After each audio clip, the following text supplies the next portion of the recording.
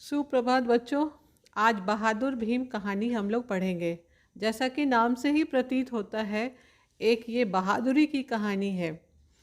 सबसे पहले इसमें देखो कि क्या है कि राजा पांडु के 5 बेटे थे।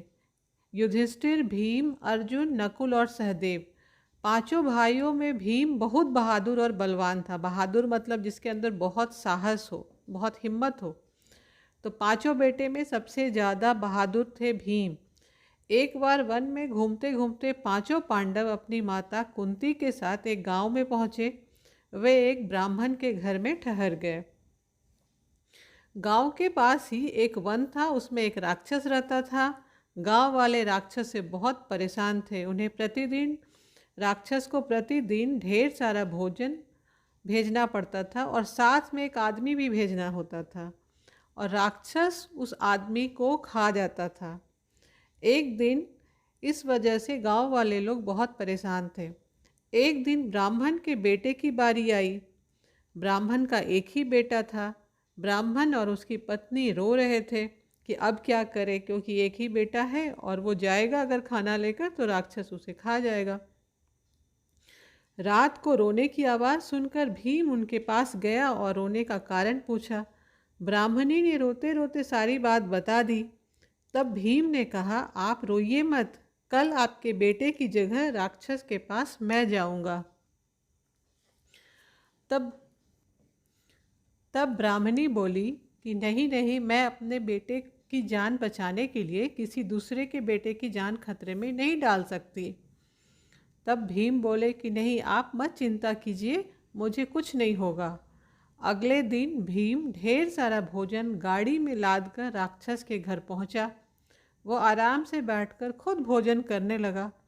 यह देखकर राक्षस को बड़ा गुस्सा आया। वह बोला, यह क्या कर रहे हो? तब भीम ने कहा, देखता नहीं, खा रहा हूँ। भीम की बात सुनकर राक्षस गुस्से से पागल हो गया।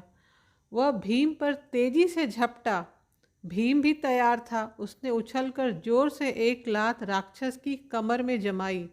दोनों में जमकर लड़ाई शुरू हो गई। भीम ने घुस्से मार मार कर राक्षस को बेहाल कर दिया और वह अपनी छाती पर बैठा उसका गला दबाने लगा। कुछ ही मिनटों में राक्षस की जान निकल गई। फिर भीम गाड़ी लेकर वापस आ गया। जब गाड़ी गांव पहुंची तो भीम को जीवित देखकर गांव वालों को आश्चर्य का एकदम ठिकाना नहीं रहा कि भीम जिंदा कैसे वापस आ गया।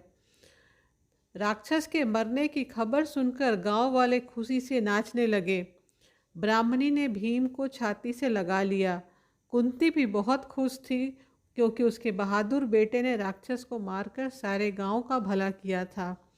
अपने बेटे को गले लगाते हुए कुंती ने बड़े गर्व से कहा कि बेटा, मुझे तुम पर गर्व है। तो इस तरह से बहादुर भीम ने गांव वाले को एक क्रूर राक्षस से बचाया और सबको एक राहत की सांस दी।